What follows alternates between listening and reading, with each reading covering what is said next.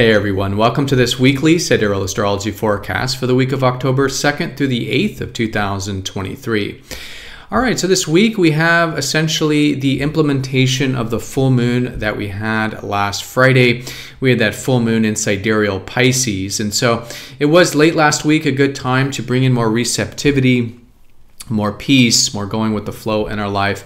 And this is a great week to implement that and really just implement anything in terms of new perspectives or new things that we pivoted with from last week. When we do get to the Friday time, we'll be in the third quarter moon, which is where the sun and moon square each other. Now, this is a much easier square to work with because it's so late in the lunar cycle. And so here we can be challenging ourselves to really integrate and implement those insights and pivots from the last full moon. And the aspects this week are quite mixed. We have Mercury opposite watery Neptune on Monday. Maybe good to balance out some of that receptivity, the mind wandering a little bit, and maybe finding a constructive way to incorporate some of that Pisces receptive energy. Mercury's trining Pluto, so Tuesday we could have an empowering mind and maybe empowering communications as well. And then Sunday we are challenged with that empowering energy as Mars, the planet of our drives, will be in a square with more intense Pluto. And so Friday into next week, good to practice things like non-attachment and to also see where we might be giving our power away to external things that maybe we don't need to be, and reclaiming a bit of power and finding a constructive way for incorporating that empoweredness. All right, so let's go and take a look at all of this here in more detail when we return.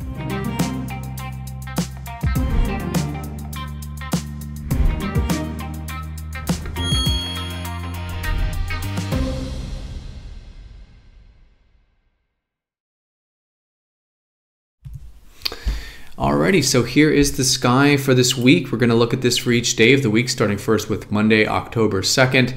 And as you can see here, we are using the visible sky on this channel, which is very different from mainstream astrology. You will not see mainstream using the visible sky because unfortunately they use a more man-made system that is taken away from that. So if you aren't normally here on this channel, definitely check out the link down below for more information on using the visible sky called True Sidereal Astrology.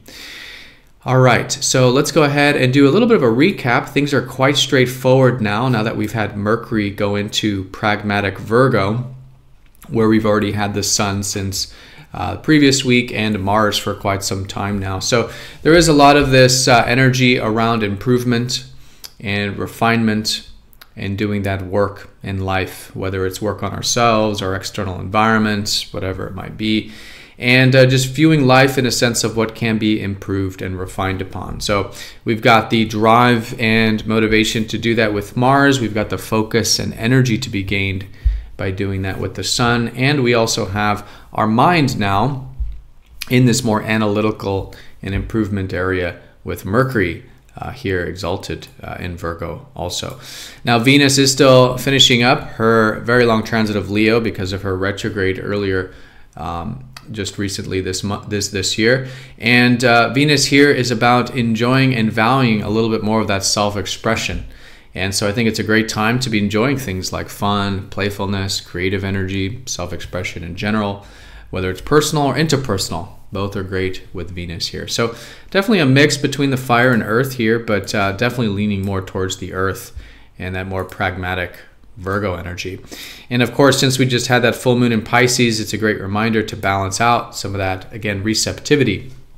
Pisces reminds us that while it's good to be improvement oriented with Virgo, that it's also important to let go of what's outside of our control and be a little bit more receptive and intuitive and take perhaps a little more of a spiritual approach to life. So that's great to be implemented this week since we are in the implementation, the disseminating phase of the lunar cycle coming into this week.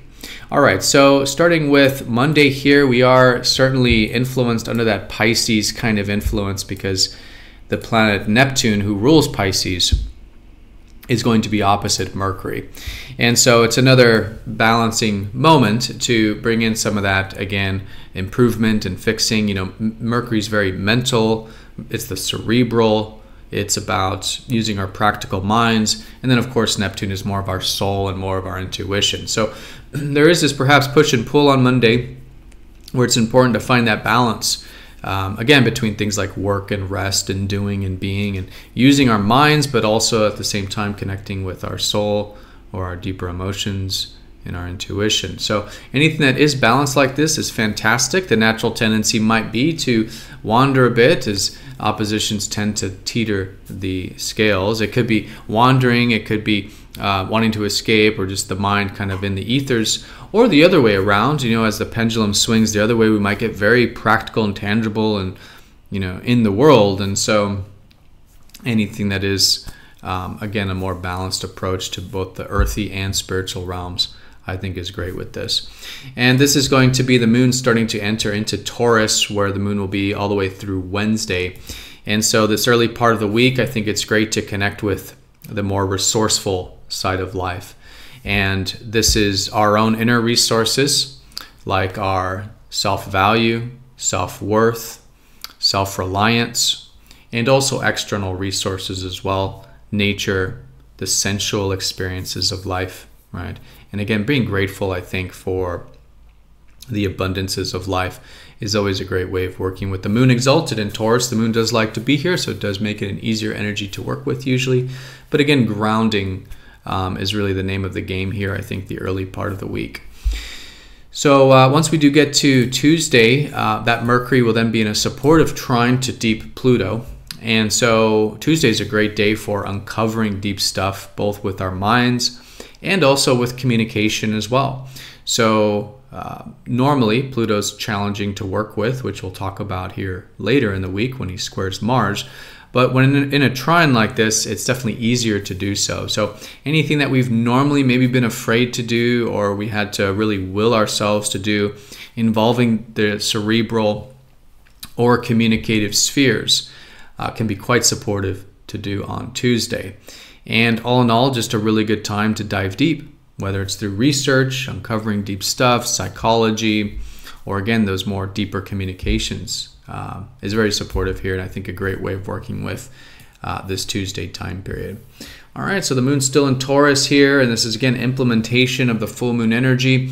Once we do get to Thursday, the moon will shift into the more learning-based and mental spheres of Gemini.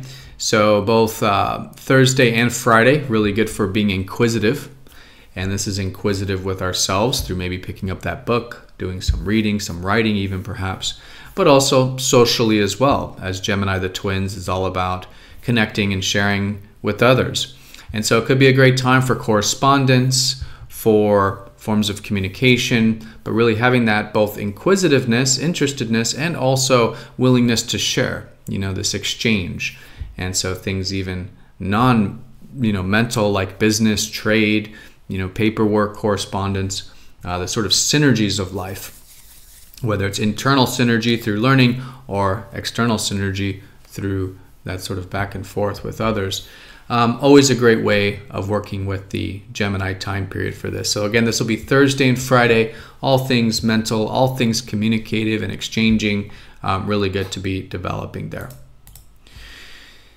Now, once we do get into the weekend, once we get to Saturday, we are going to have the moon start to shift into Cancer. And this is, again, starting really Friday, we're going to be in this third quarter moon. And so really good to challenge ourselves, because the square between the sun and moon means that it might be requiring some real strong intention to move things forward.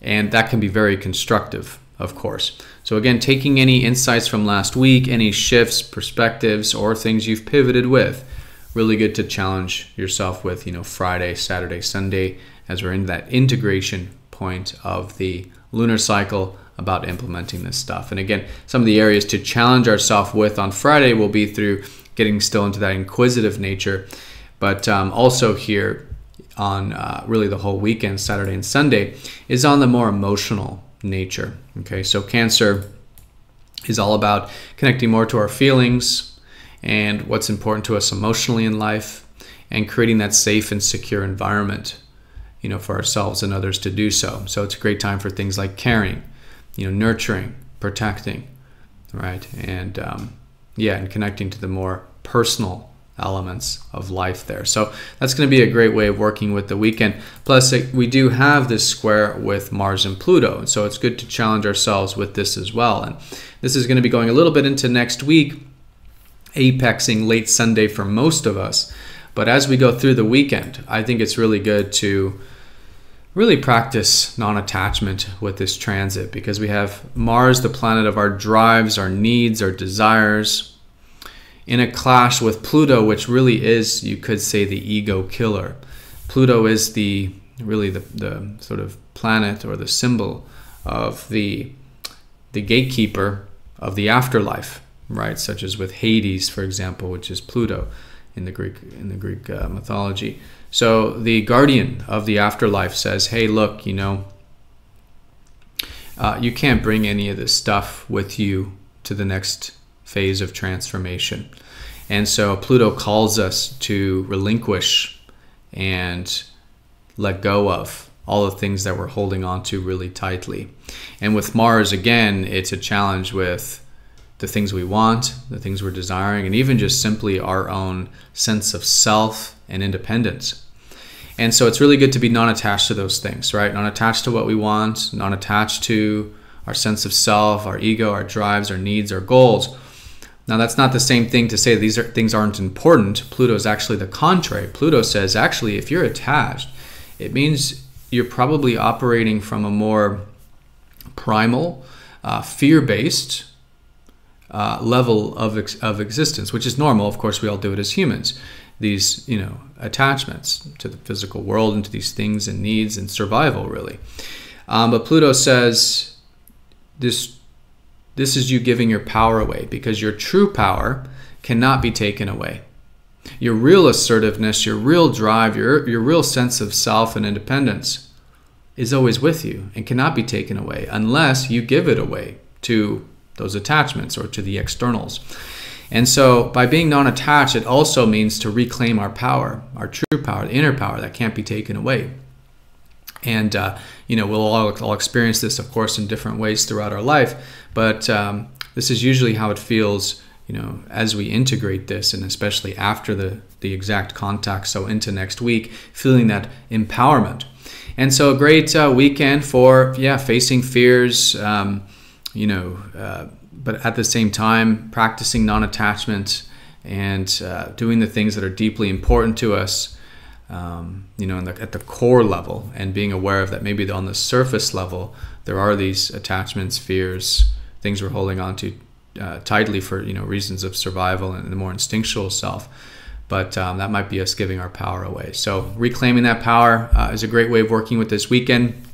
And just all in all, being willing to dive deep with ourselves and life, being willing to really see what matters at the end of the day, and this can be a very empowering thing. So it can be it's generally quite challenging, because as you can see, there's a very different energies involved, and it is a square, but it's extremely rewarding time periods, and lots of very constructive energy, especially when it deals with this realm of personal power and non-attachment and freeing ourselves, and liberation and transformation really come out of these kinds of aspects. So very empowering weekend, very constructive, and what I think is a great way of working with that. All right, everyone. So that is the week in a nutshell. Most important thing here is that we are implementing the full moon, disseminating phase of the lunar cycle. A lot of themes still around balancing the practical and receptive, the day-to-day and the spiritual kind of realms here. And we do have support with Pluto, with Mercury on Tuesday, with the empowerment of the mind and communications. And then over the weekend here, then challenging ourselves going into the weekend in general. But with the Mars square Pluto, practicing that non-attachment, which can lead to personal empowerment. All right, so everyone have a fantastic week. Thank you so much for watching. Be sure to click the like button if you're watching this on YouTube. And if you haven't yet gotten your True Sidereal report, there's a link down below for that. It's a full printout, 12 pages of all of your True Sidereal placements and all the interpretations that go along with that. So if you haven't yet got that, definitely check out that link down below. But have a great week, everyone. Thank you again for all of your support, and I'll see you all next time for the next astrology forecast. Take care.